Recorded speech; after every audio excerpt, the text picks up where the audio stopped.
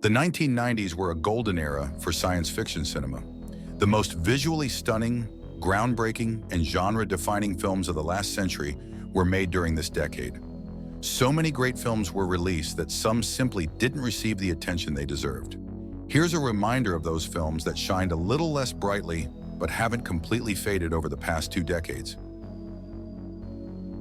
The plot of the interplanetary family adventures in Lost in Space is probably more familiar to modern viewers from the 2018 Netflix series. However, sci-fi fans should pay attention to the 1998 film, which skillfully combines technical brilliance with a lighthearted, engaging, and sometimes even comedic narrative. Directed by Stephen Hopkins, the film didn't become a major box office hit, but it's one worth revisiting after 20 years. It hasn't aged a bit. Brett Leonard's The Lawnmower Man was clearly ahead of its time. While the film's special effects might not be mind-blowing by today's standards, though it was quite progressive for its time, and the acting isn't particularly remarkable, its take on the future of virtual reality is fascinating. The idea that anyone could become whoever they want in a virtual space is intriguing and ahead of its time. The eerie, mesmerizing scenes set in cyberspace, the unique look at morality and ethics, and the strong soundtrack make this film worthy of being remembered. Director David Twohy is best known for his Riddick films, but long before Pitch Black, he directed the underrated sci-fi thriller The Arrival. The story follows an astronomer who discovers that Earth is under the intense scrutiny of alien visitors, who seem to be working on reconfiguring the planet for their own needs. Humanity must either fight the changes or perish, making way for the extraterrestrial invaders. Unfortunately, The Arrival has been largely forgotten, but it's definitely worth revisiting. At the time, The Astronaut's Wife was criticized for its loose plot and the somewhat lackluster performances of Johnny Depp and Charlize Theron. However, it holds up much better today. The premise of a hostile alien presence arriving on Earth in the form of an astronaut is not new, but the film's expertly crafted thriller atmosphere draws you in and keeps you hooked with irrational fear. A solid drama with a somewhat predictable ending, but still a captivating experience. For an outsider to the Star Trek universe, it can be overwhelming with its multiple storylines and shifting time periods. However, fans know exactly where to focus, recognizing the milestones in the franchise. One of these key moments is Star Trek Generations, a film that brings together the heroes from the original series and the next generation, led by Jean-Luc Picard.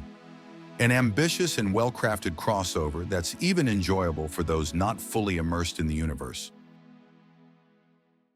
Groundhog Day is considered Harold Ramis' masterpiece, which often leads to his later works being overlooked. Yet among them is Multiplicity, a sci-fi rom-com about a man, played by Michael Keaton, who, overwhelmed by life's demands, clones himself but loses control over his copies. The plot could have leaned more into humor, but Ramis focused on the romantic aspect, making it emotional, though perhaps a bit less appealing for those expecting more laughs. Escape from LA couldn't quite match the success of the original Escape from New York. After all, the first film was more original, impactful, and featured a younger Kurt Russell. However, the sequel deserves its place as a stylistically sound continuation, complementing the brilliant original. This time, John Carpenter sends his anti-hero to the West Coast, where a massive earthquake has reshaped the landscape. Snake Plissken must now rescue the president's daughter, who has joined the rebels on a now isolated LA island. Today, Species is mostly remembered for its portrayal of monsters, particularly how filmmakers in the past depicted them as both attractive and deadly. But cinephiles should also remember Roger Donaldson's film for its solid sci-fi plot with a strong foundation, engaging development, and an impressive ending.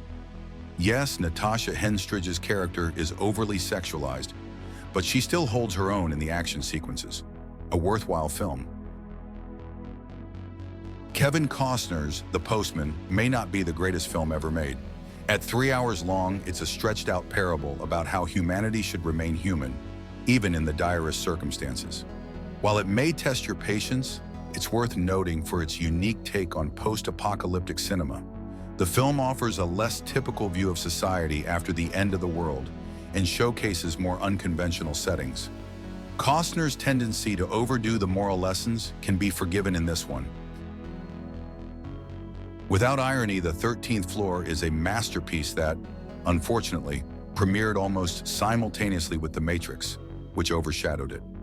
Directed by Josef Rusnak and produced by Roland Emmerich, the film blends reality and virtual reality so tightly that even by the end, it leaves viewers with open interpretations.